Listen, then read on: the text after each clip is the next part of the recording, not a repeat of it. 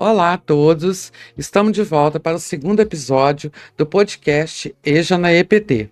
Hoje vamos dialogar sobre experiências exitosas, público, acesso, permanência e assistência no ProEJA. Eu sou Silvânia e dou as boas-vindas a todos. Sou uma mulher branca, com cabelos acima do ombro, castanho claro, algumas mechas, uso óculos, uso batom claro, uso brincos e no momento estou vestindo um blazer amarelo.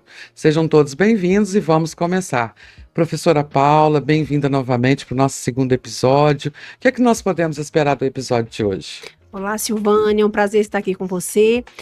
Hoje nós teremos dois convidados especiais, um do IF Sudeste MG e outro de um outro estado, do estado de Goiás, que você vai apresentar daqui a pouco para que a gente possa conhecê-los. E eles vão trazer um pouco das suas experiências, principalmente das experiências tidas como exitosas, para ampliar cada vez mais o acesso à permanência e também a busca ativa do público de educação de jovens e adultos para a rede federal, em especial para os Institutos Federais de Educação, Ciência e Tecnologia. Então, nesse momento nós vamos... Você faz a sua descrição, Paula? Claro, eu sou uma mulher de 1,58 m, bem baixinha, né, gente? Cabelos na altura dos ombros, castanhos. Estou vestindo hoje uma roupa laranja com um blazer off-white. Tenho a pele clara, batom claro e uso brincos dourados. Então, a nossa entrevistada de hoje é a professora doutora Mediana Desirê Ribeiro de Castro, titular do IFG Campus Goiânia. Doutora em Educação pela Universidade Federal de Goiás, dedica-se à pesquisa, prática e gestão da educação e ainda integra os programas de mestrado profissional em Educação Profissional e Tecnológica ProfEPT e o mestrado acadêmico em Educação do IFG. A professora Mediana é uma mulher parda, com cabelos pretos na altura dos ombros, usa óculos e batom amora e está usando uma blusa azul. E nós vamos receber também, com muito prazer, o professor doutor Adriano Heder de Carvalho, titular do IF Sudeste MG Campus Juiz de Fora, doutor em parasitologia animal pela Universidade Federal Rural do Rio de Janeiro, tem atuado também na área de políticas públicas em educação, principalmente relacionadas à assistência estudantil e vulnerabilidade dos discentes. Professor Adriano, seja muito bem-vindo. É um prazer enorme receber você aqui. E eu gostaria que você falasse um pouco da sua experiência, primeiro para nós, da sua experiência na educação de jovens e adultos. Bom, agradeço muito o convite, Silvana, professora Paula, é um grande prazer estar aqui. Tenho 1,64 m de altura, tenho cabelos grisalhos, pele clara, estou usando uma camisa amarela. Bem, a minha experiência junto à educação de jovens e adultos, ela vem desde 1996. A primeira vez que eu peguei um contrato para trabalhar após formado, eu já entrei na educação de jovens e adultos. Trabalhei na educação de jovens e adultos até o ano de 2000, né, quando ingressei no IF Sudeste MG Campus Juiz de Fora, né, e aí comecei a ter uma outra modalidade da educação de jovens e adultos, aí, voltado também para a formação profissional, e posso dizer e posso afirmar certamente que é uma das vertentes da educação que mais me interessa, que mais me chama atenção e que eu mais tenho prazer em trabalhar. Muito bem, professor Adriano, muito obrigado. Bom, agora nós vamos ouvir, né, nós vamos entrar aqui no nosso tema e debater esse tema, muito importante, inclusive aqui eu ressalvo que, né, Adriano, desde que eu comecei a estudar para o mestrado, a gente já conversava sobre projetos, sobre tudo isso, e esse é um assunto que você sempre colocou, que é um processo seletivo de divulgação específico para esse público que tem as suas especificidades, né? E aí a gente fala não só dessa divulgação, mas também como a permanência. E aí eu vou fazer aqui, passar a entrevista da professora Mediana e depois a gente vai debater mais esse assunto junto com você. Bom, para a professora Mediana, nós fizemos a seguinte pergunta. Pelo levantamento da plataforma Nilo Peçanha, o IFG é o único IF no Brasil que cumpre a oferta de 10% de suas vagas para a EJA-EPT. Diante de sua experiência nessa instituição, como efetivar a busca ativa, o acesso, a permanência e o êxito dos sujeitos na EJA-EPT? Olá, tudo bem? Eu sou a professora Madiana Castro, do Instituto Federal de Goiás. Queria dizer da importância dessas questões que vocês trazem aqui sobre a busca ativa, sobre o acesso, a permanência e o êxito, né, dos estudantes da educação de jovens e adultos em nossas instituições. São preocupações pertinentes e atuais que ainda não conseguimos superar, né? Então a gente precisa perguntar, primeiramente, quais são os balizadores para essa superação. Pensar no acesso, na permanência e êxito desses estudantes, é preciso ter como norte duas questões importantes. Primeiro, se ater nas especificidades desses sujeitos. E segundo, pensar em ações que visem a ter uma equiparação de igualdade desses estudantes dentro das nossas instituições. Sobre as especificidades dos estudantes, é preciso entender então, entender de fato de que são estudantes com a profunda vulnerabilidade social, do ponto de vista econômico, do ponto de vista social, do ponto de vista étnico-racial, do ponto de vista da orientação sexual, a questão de gênero. Então, veja, são estudantes que chegam já com uma história de vida profundamente desigual diante dos demais estudantes que aí estão nas nossas instituições na chamada idade própria, Esses estudantes em idade própria são estudantes que têm apoio aí para ter o seu tempo dedicado a estudo. E não é isso que acontece com os estudantes da educação de jovens e adultos, A escola ou a estadia dele na escola sempre vai estar tensionada pela questão do tempo. E aí eles dividem o tempo que eles têm entre o trabalho, entre a escola, entre os seus afazeres domésticos, entre cuidar dos filhos, cuidar de um estudante, ou até mesmo, com as questões aí fundamentalmente em relação às mulheres, há uma cultura que ainda prevalece o fato de que as mulheres devem ficar em casa, Não é dada a elas ainda, o direito não é reconhecido ainda, o direito que elas têm, a se formar, a ter uma profissão, a ter outras perspectivas fora da casa. Então, isso é uma questão muito importante para a gente pensar.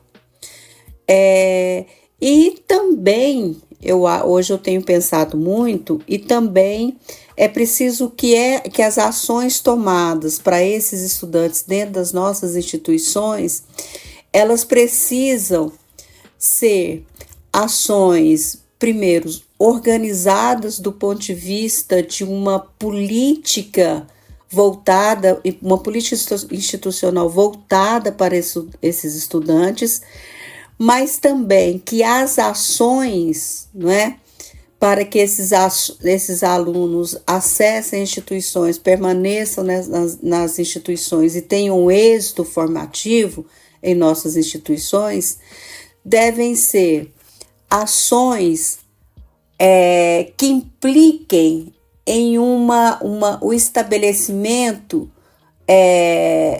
diferenciado e mais fortemente engajado, inclusive do ponto de vista financeiro, em relação aos outros, Porque assim nós vamos ter, talvez, aí uma perspectiva da equidade, de garantir aí, ou pelo menos tentar garantir, a fazer com que todos tenham aí as mesmas possibilidades, nem que seja aí em termos de largada, né? Bom, professora Paula, professor Adriano, o que a gente pode falar sobre esse assunto? Só no estado de Minas Gerais nós temos 5 institutos federais. A minha pesquisa ela abrange o sudeste de Minas Gerais. E aí eu busco o número dos 25 anos ou mais a nível do sudeste, que está aí 42, alguma coisa porcentagem do acima de 25 anos, que é a faixa etária dos que não têm instrução, ensino médio completo, quer dizer, não tem o ensino médio. Mas quando a gente vem para Minas Gerais, onde tem 5 institutos, isso é 49,2% da nossa população. E aí a gente tem apenas o IF de Goiás que cumpre essa meta. O que vocês podem falar sobre isso? Bom, Silvânia, na verdade a gente tem que lembrar um pouco de como foi proposto essa política do ProEja para os institutos federais, né? De certa forma, quando isso foi lançado, pegou um pouco de gente meio que de surpresa, né? Pela própria falta, talvez, de formação dos professores, né? Então, assim, de uma hora para outra fizeram uma proposta de que teria que ter necessariamente um percentual, né, cara, dedicado à modalidade de educação de jovens e adultos integrado ao ensino técnico, né, mas sem muito um preparo para isso. Então, assim, eu acho que já se passaram aí, né, 15 anos, um pouco mais da formação dos institutos, e até hoje o que a gente nota é que continua não havendo esse preparo para o público da educação de jovens e adultos. Então, temos trabalhado, né, assim, muitos erros, muitos acertos, né, muitas trocas de ideia. Eu acho que isso tem sido uma coisa importante, né, no sentido de formar uma massa crítica do entendimento do que seria o EJA, quais são os objetivos do EJA, né, não apenas como uma política de possibilidade de abrir o curso, mas inserir esse curso no contexto da instituição, né, dentro do espaço, né, físico do entorno da instituição, né, saber o que a sociedade do entorno quer, quais são as necessidades no mundo do trabalho naquela região, né? Então, acho que temos trabalhado para isso. Ainda não conseguimos, os números mostram isso, né? Mas se você pegar nesse tempo todo, né, a massa crítica que foi formada em direção à educação de jovens e adultos, acredito que, mesmo os números não indicando isso, dentro da formação docente, acho que isso teve um certo êxito. Professora Paula, alguma coisa? Professor Adriano e professora Madiana fazem um comentário muito interessante quando se resgata essa história, né, da institucionalização do ProEja a partir de um programa. Então, a gente está aí chegando perto aí dos 20 anos, né, do ProEja, como um programa de governo. E como o professor Adriano coloca, as instituições não foram preparadas para esse programa. Ele vem no formato de um decreto e nos dá uma porcentagem a ser oferecida e exigida para atendimento a essa legislação. Hoje, algumas instituições ainda estão engatinhando nessa formação de professores, nessa formação de espaços para educação de jovens e adultos. É lógico, né, que a especialização ProEja foi um atrativo. As ações de fomento de pesquisa, o próprio ProfEPT, tendo dentro de suas linhas a possibilidade de pesquisa em EJA, vem ampliando isso, como também o aporte financeiro dado por editais e programas. Mas realmente, né, nas instituições que nós temos em todo o território brasileiro, o IFG é uma referência para nós, porque ele atinge a oferta dos 10% e atinge com qualidade, né? Então, a experiência trazida pela professora Madiana é algo que nos incentiva e que também nos motiva a fazer do IF Sudeste MG, como de outras unidades da rede federal, também um parâmetro de oferta, de qualidade e de alcance de metas. Sim, muito bem. Bom, mas a gente fez outra pergunta para a professora Mediana, né? Professora, aproveitando a sua fala, temos a grande lacuna no processo seletivo. Como isso se consolidaria nos editais e ações para processo seletivo de curso da modalidade EJA-EPT? É que se a gente for pensar, por exemplo, na divulgação dos cursos voltados para a educação de jovens e adultos, não basta ter apenas um anúncio, não é, de que foi lançado o edital em nossas páginas online. É preciso que se faça, não é? E já falando a questão da busca ativa, que se façam parcerias, façam divulgações, não é? Estabeleçam diálogos com a comunidade ao redor aí das nossas instituições, para que a gente tenha uma efetiva acesso aos locais onde esses estudantes estão, né? Nos locais de trabalho, nas associações, nos locais das suas casas, né? E que essa não seja uma ação também pontual, né? É preciso ter um plano de ação, um plano de trabalho orgânico que venha, não é, fazer estabelecer essas ações do ponto de vista da sua continuidade. Não é um aqui, outro acolá. Por isso que deve ser uma política institucional, não é? Somente colocar na página institucional de que tem um edital e que a gente está ofertando vagas para essa modalidade é insuficiente, né? Então, é importante se pensar nisso, né? Se a gente for pensar também em editais vinculados, né, editais de iniciação científicas, editais de extensão e vários outros, né, que a instituição pode oferecer, é preciso também que os critérios estejam vinculados a especificidades desse público e estejam vinculados também à questão da equiparação, da igualdade de oportunidade. Então, isso é um dado muito importante. A gente agradece a professora Madiana e ela traz algumas ações importantes na busca ativa. E aí, professor Adriano, a gente sabe que você, vou usar o termo sonhador, né?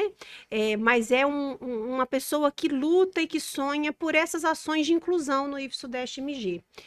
E como co-orientador que foi e continua sendo da Silvânia nesse processo de pesquisa, como que você pensa ações para que a busca ativa realmente se consolide nessas instituições de ensino? Olha, professora Paula, eu vejo o seguinte: antes da gente estabelecer um programa de busca ativa, né, ou de vislumbrar, a gente tem que ter em mente quais são as características do público-alvo, né? Por quê? Porque, na verdade, se a gente tem isso em mente, a gente saberia, no caso, onde estão. E com isso faríamos uma busca mais assertiva, né? O que a gente pode elencar sobre características do público da educação de jovens e adultos? Basicamente, o que os une é um ponto só, né? Que é aquilo, são pessoas que não concluíram o ensino, aquela fase de ensino, no tempo que é considerado como correto.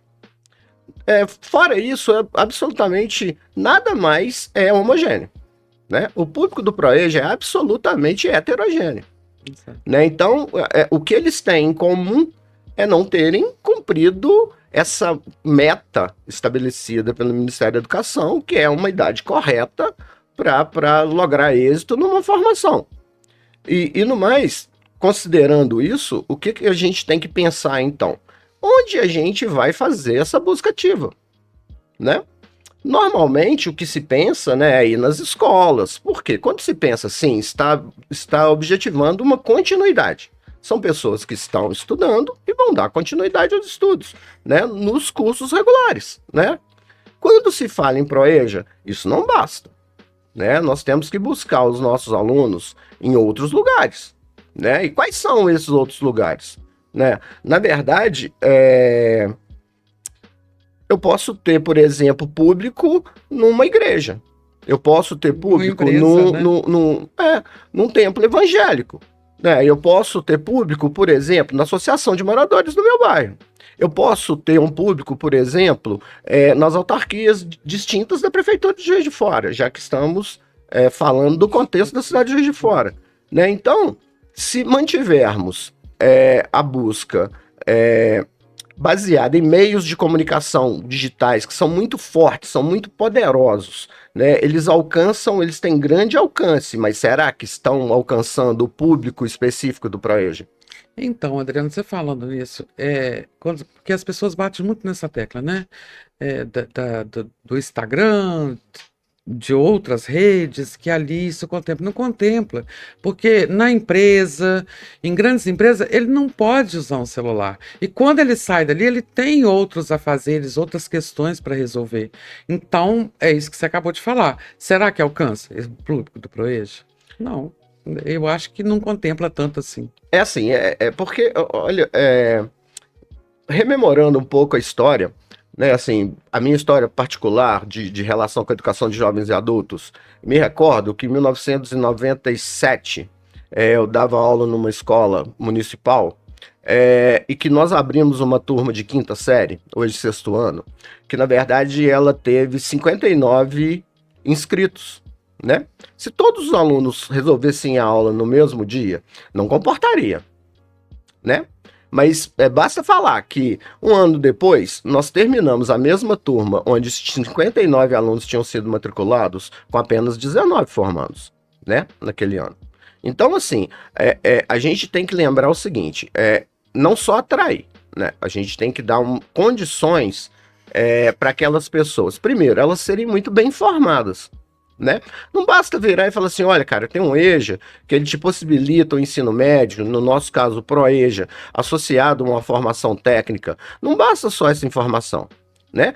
Eu tenho que informar, cara, sobre qual é a qualidade do curso, né? E para isso eu tenho que ter um curso atrativo para a região, né? Eu tenho que ter as instituições propondo aquilo que o mundo do trabalho naquele momento ele está pedindo. Então, isso é uma coisa muito importante, né? Assim, então, por isso que eu estou falando. Você corre o risco. Por que eu exemplifiquei dessa forma? Porque você corre o risco de, muitas vezes, até encher as salas de aula, né? Mas, e qual o desdobramento disso? Então, isso é uma outra coisa também muito importante. Sim. E aí, eu queria aproveitar, Silvânia, essa fala do professor Adriano, para fazer a última pergunta que foi realizada a professora Madiana e trazer para o nosso ouvinte, que para a professora Madiana nós fizemos a seguinte pergunta: como o currículo pode influenciar a permanência e o êxito da pessoa jovem e adulta na EJPT? Como deve ser construído esse currículo? Porque é a preocupação que o professor Adriano traz. Não basta colocar esse sujeito na sala de aula. É fundamental ter uma proposta formadora para que ele entre, permaneça e conclua. Então, professora Madiana, o que você acha dessa construção do currículo para a EJA-EPT? Do ponto de vista também, não é? De pensar aí esse acesso, permanência e êxito, é importante considerar que a elaboração dos currículos dos nossos cursos compreendam finalmente, não é, que nós estamos disputando o tempo desses estudantes. Então, qual é o currículo, não é, mais adequado, mais dialógico com as condições desses estudantes que, em última instância, são trabalhadores e trabalhadoras, não é? A escola aí, ela sempre vai ser desejada por esses estudantes.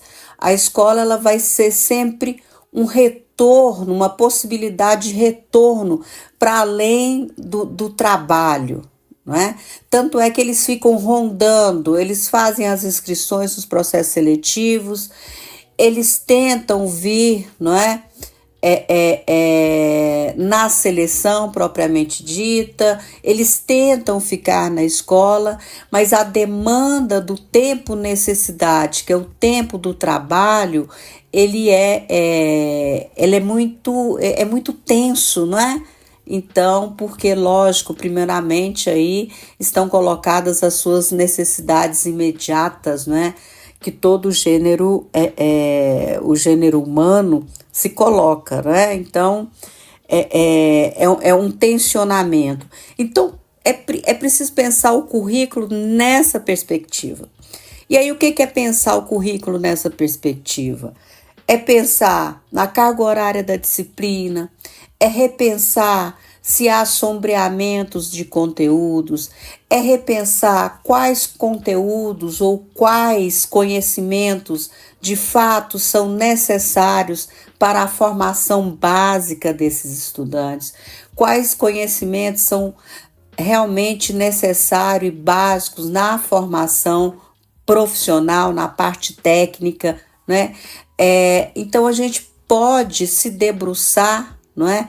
Pensando nessa perspectiva. E a legislação, ela já permitem esses arranjos aí para se aproximar dessas especificidades desses estudantes, né? Como é que eu faço, né, com aquele aluno que quer permanecer na escola, mas ele precisa estar submetido a uma lógica de trabalho que tensiona as suas estadias na escola. Então, veja, a escola, a instituição precisa se debruçar sobre isso. Como pensar, não é, um plano de curso, um currículo, não é, do curso a partir dessas especificidades. E aí nós temos algumas brechas importantes, algumas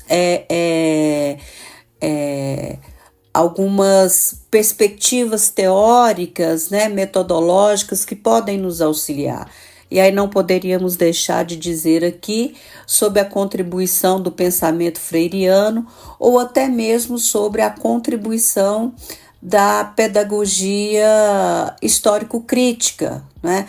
Que são duas perspectivas, inclusive de organização do currículo, que pode nos auxiliar fortemente no sentido de aprender aquilo que é nuclear para a aprendizagem desse estudante na educação básica, e se for na educação básica integrada à educação profissional, também quais são aqueles conhecimentos nucleares que vão dar a ele uma formação, não é?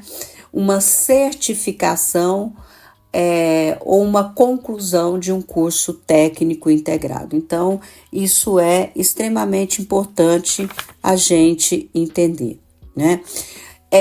E aí não tem como, não é? Como os nossos professores provavelmente não tiveram uma formação inicial na educação de jovens e adultos, é preciso também estabelecer uma formação, a formação continuada desses estudantes, porque assim esses estudantes vão se apropriar dessas especificidades, vão se apropriar das funções da educação de jovens e adultos e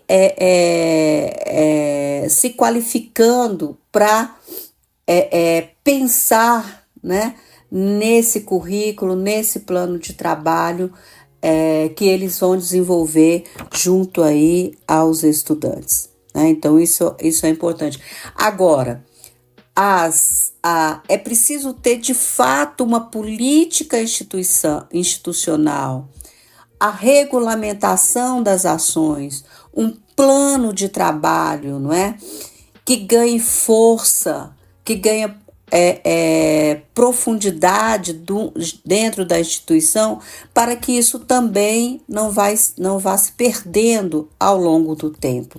É preciso criar um acúmulo, não é? De atividades teóricas e práticas, não é? que vão dando à instituição a possibilidade de superar a realização do acesso, da permanência e do êxito formativo desses estudantes, né? E aí também não tem como, não é? É preciso que se faça o debate político sobre a educação de jovens e adultos, dentro e fora das instituições. Nós temos aí os fóruns, não é, estaduais da educação de jovens e adultos. Na rede federal, nós temos agora, né, foi lançado o Coletivo Nacional de EJA-EPT da rede federal, que pode, não é, que deve ser e que pode ser acessado, acionado e ter a participação também das instituições nesses espaços, né? Então, é importante também essa movimentação política, não é? Do ponto de vista de se apropriar dos espaços, não é, necessários para fazer valer o direito à educação desses trabalhadores e estudantes, né? E aí, sobre algumas ações exitosas, é importante dizer que nesses últimos tempos, né, vamos dizer aí, principalmente a partir de 2006, nós temos aí um número acentuado de produções, né, de artigos, dissertações, teses, produtos educacionais que vão indicando aí algumas possibilidades, algumas experiências, né, exitosas, tanto em relação à busca ativa, em relação ao acesso, à permanência e o êxito desses estudantes formativos, né? Algum deles vão indicar, não é? Só para, assim como exemplo, por exemplo, poucos estudantes ainda têm acesso às políticas, né, estudantis dentro das instituições, desconhecem essas políticas. Isso é uma questão que precisa ser revista. Outra questão importante, não é, que a gente já tem aí conhecimento, algumas experiências, por exemplo, de acolhimento, né, que se chama acolhimento parental dos filhos das nossas estudantes dentro né, um espaço reservado ao acolhimento dos filhos das nossas estudantes ou dos nossos estudantes durante a aula, para que ela possa permanecer no curso, né, sem ter que faltar em função dos seus filhos e filhas. Então, veja, são experiências que já estão socializadas, discutidas, e que a instituição pode acessar, não é? Além dessas aí, práticas também de apropriação do conhecimento que esses estudantes constroem na sua trajetória enquanto trabalhador, algumas certificações também importantes, né, do seu trabalho, de conhecimento que ele desenvolve no seu trabalho. Então, veja, há uma possibilidade de fazer com que esses estudantes, ou que as políticas institucionais se apropriem das especificidades desses estudantes. Agora, de fato, é preciso ter uma vontade política, né, da gestão, dos professores, não é? Dos servidores técnicos administrativos, porque é possível, sim, ter boas experiências nessa perspectiva do acesso, da permanência e do êxito. E com certeza as políticas, né, vocês vão ver, talvez aí formando um grupo de estudos, né, dentro da instituição, acessando essas experiências, né? O Prof. EPT, com seus produtos educacionais, tem indicado aí boas perspectivas, e a instituição pode ter acesso a essas possibilidades aí, né? A que a gente comumente tem chamado de experiências exitosas. Mas, por fim, é preciso dizer também que é preciso romper com uma cultura institucional, às vezes muito elitizada, no sentido de achar que as nossas instituições, elas são instituições, as instituições da rede federal, elas são instituições para os melhores, né? Os selecionados, né? E pensar que uma sociedade de melhores é uma sociedade que consegue, né, universalizar a educação básica para todos, porque é uma educação básica. Quando, não é, nossas crianças, nossos adolescentes, nossos jovens e adultos se apropriam daquilo que é mais caro e que foi produzido pelo gênero humano e que vem garantir a sua sobrevivência enquanto espécie.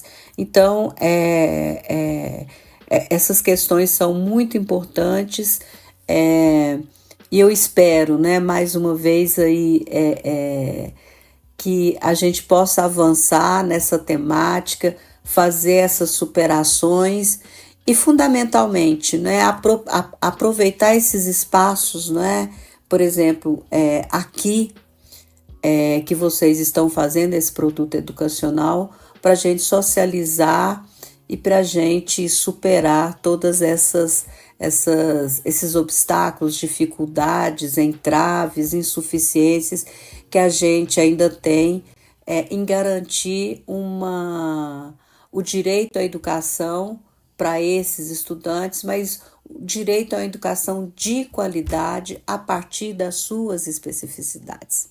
É isso. Obrigada.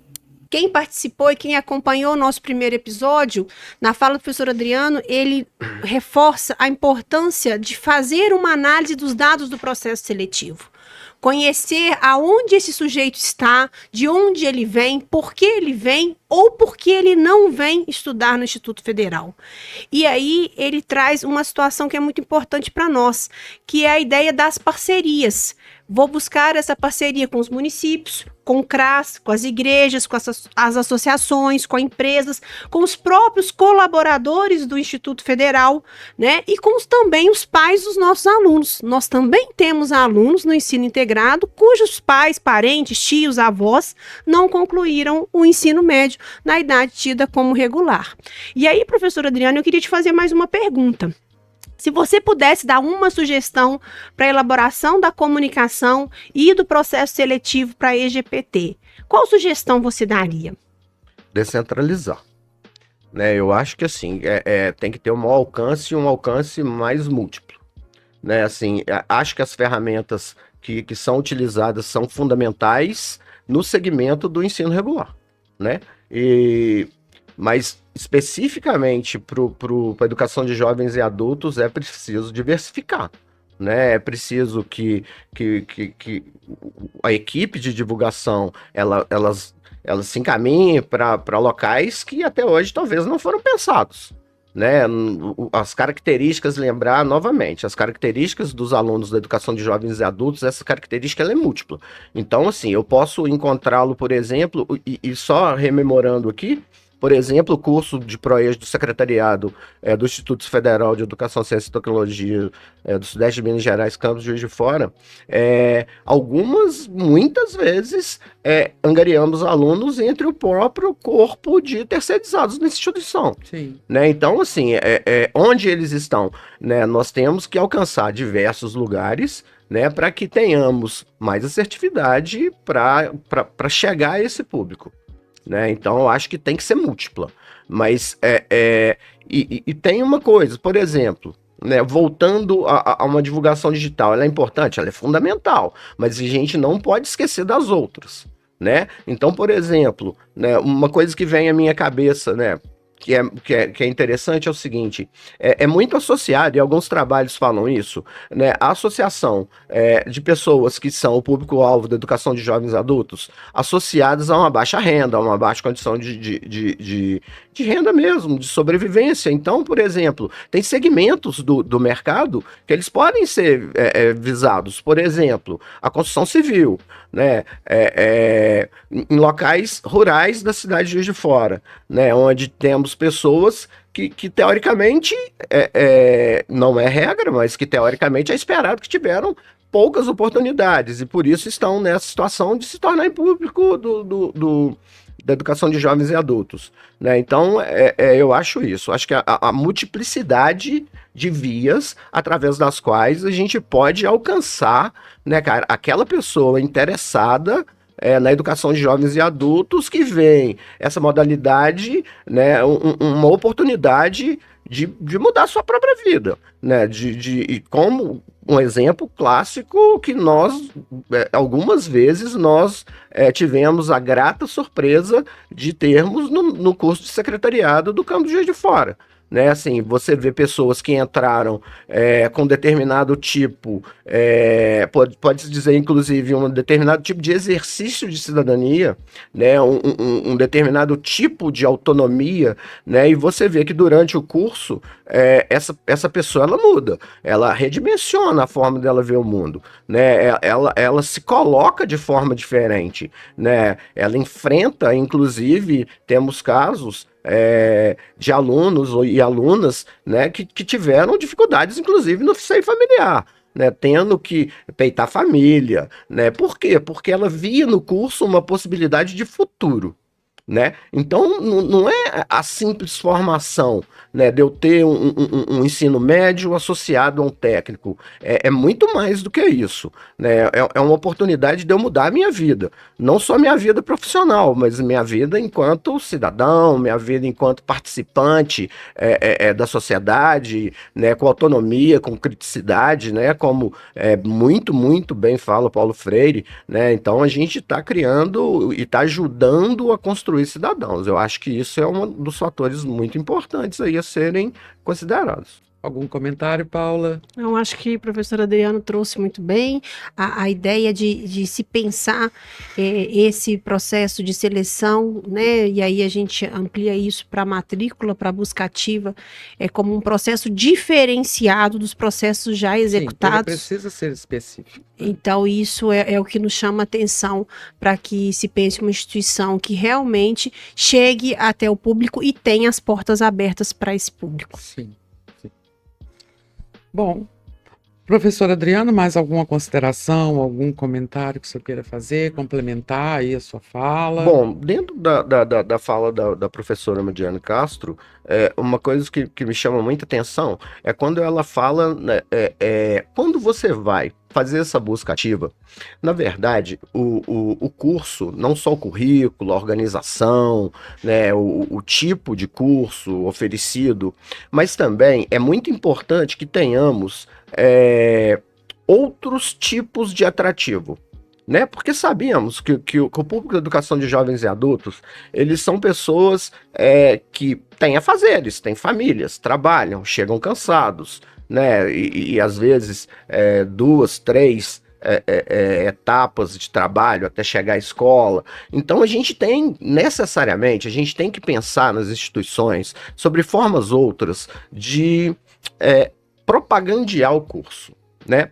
E aí a professora Mediana fala, e com muita propriedade, eu acho que concordo plenamente com ela, né, a inserção dos nossos alunos do ProEja nos editais, por exemplo, institucionais, né, de extensão, de iniciação científica, de treinamento profissional, de ensino, né? Por quê? Porque, na verdade, não só auxilia esse indivíduo, por exemplo, no caso do treinamento profissional, ele exercer na prática, né, o curso que ele está fazendo, então ele aumenta as horas de prática daquele curso, exercendo efetivamente, mas como a gente estuda, né, nós estamos imaginando uma instituição para uma formação unilateral, é importante não só que esses alunos tenham acesso a esses editais e a esses fomentos relacionados ao treinamento profissional. Nós precisamos que esses alunos ingressem no mundo da pesquisa.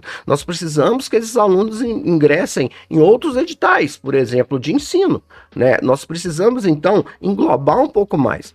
O caso que a gente tem mais experiência recentemente, especificamente do Proeja, é que os editais, normalmente de treinamento profissional, eles conseguiram, na maioria dos anos, englobar a maioria ou quase todos, se não todos os estudantes, né? Nas diversas editais de treinamento profissional 1 ou treinamento profissional 2, eles performando a profissão na prática.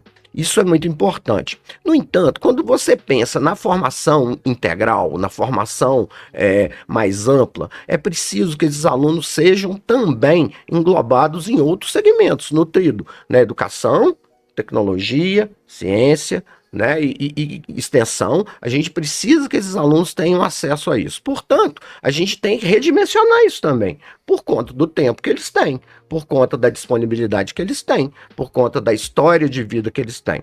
Então, isso é uma coisa que eu acho extremamente importante dentro daquilo que a professora Madiana Castro propõe, e eu concordo com ela ampla e plenamente.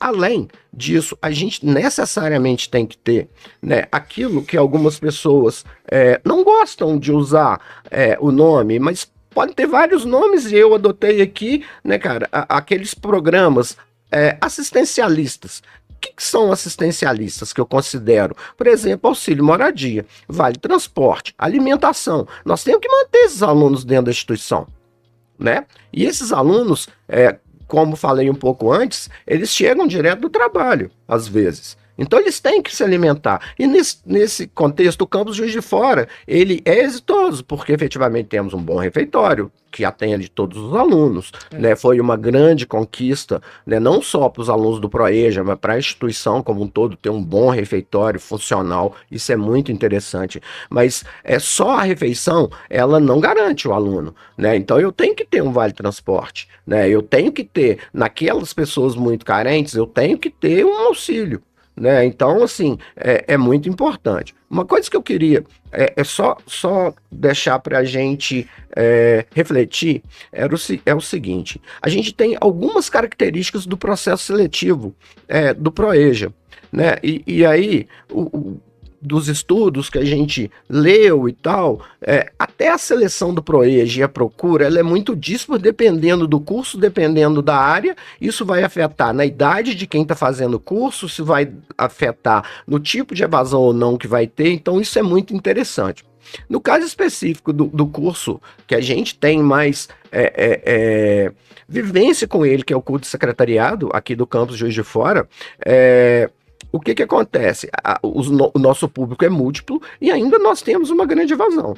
Talvez parte dessa evasão, se a gente amparasse esses alunos, e aí quando eu falo amparo, né, e a gente está falando de bolsas, de oportunidades de aumentar a renda, mas também dá um amparo psicológico, né? A escola hoje conta com profissionais capazes de fazer isso, né? Então, eu acho que todo esse contexto, ele tem que ser falado, ele tem que ser propagandeado, ele tem que ser demonstrado ao aluno, né? O aluno que chega no campus Juiz de Fora, né, e por isso estou falando especificamente do campus Juiz de Fora, que a gente tem mais conhecimento, na verdade, ele não só tem a possibilidade, a oportunidade de fazer um ensino médio associado a um curso técnico integrado, né?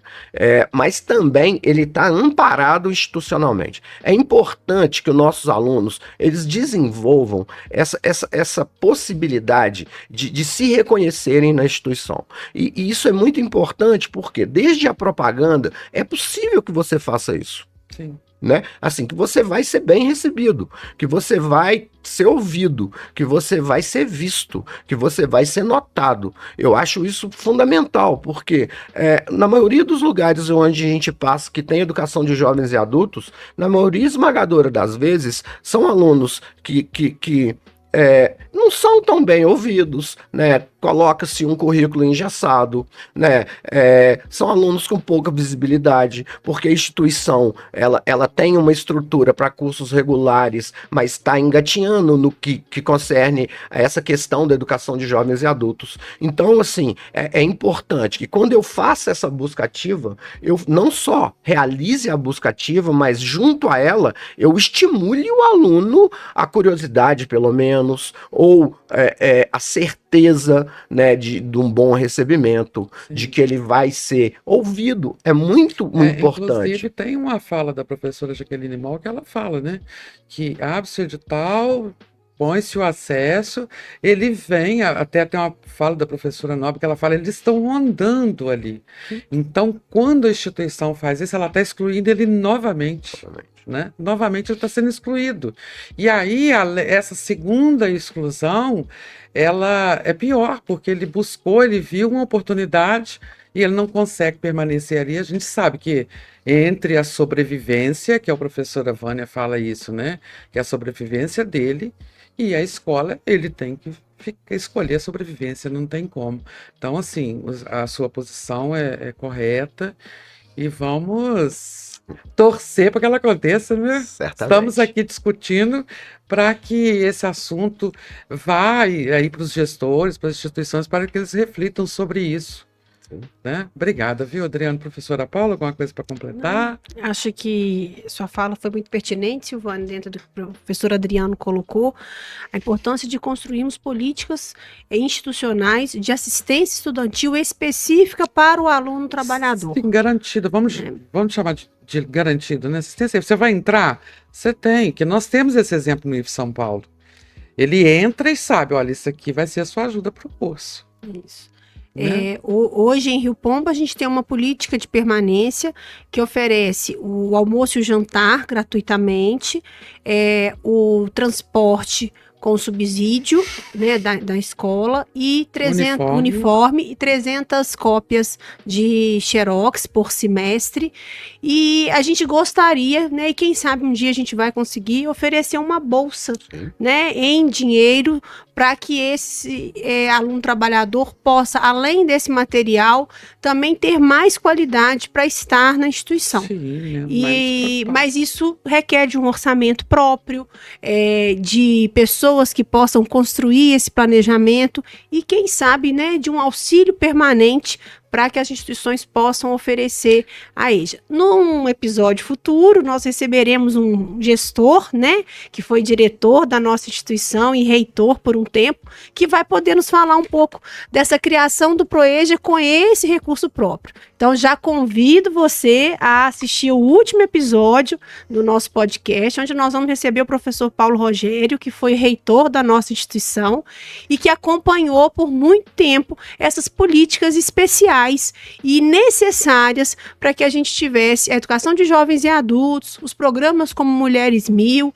e outros, né, de assistência a um público que está afastado da rede federal e que precisa ter o seu lugar nessa rede. Muito bem, nós chegamos ao final do nosso episódio. Professor Adriano, eu quero muito agradecer, porque você foi um dos grandes incentivadores para eu entrar no mestrado, né? Ficou ali, olha, saiu o edital, vai estudar, né? E, inclusive, aí sobre o tema, foram várias discussões, várias conversas. Então, é isso, que nós nos conhecemos em 2011, quando eu entrei no Instituto. De lá para cá, teve esse vínculo. Eu falo que permanecer ali, depois até como servidora, eu continuei próxima a vocês, então eu continuei tendo também esse incentivo, esse carinho e esse apoio que eu precisei para chegar até aqui. Muito obrigado, meu co-orientador, ele foi orientador no projeto, co-orientador agora. Muito obrigado pela sua participação, ela foi grandiosa, tá bem? Bom, eu que agradeço, Silvânia, professora Paula. É um imenso prazer estar aqui com vocês e discutindo uma modalidade de ensino que eu acho fundamental, assim. Talvez emocionalmente seja que eu tenho mais vínculo. Que bom, né? Professora Paula, mais uma vez, muito obrigada. Até daqui a pouco, pessoal, no próximo episódio, a gente aguarda por vocês. Até lá.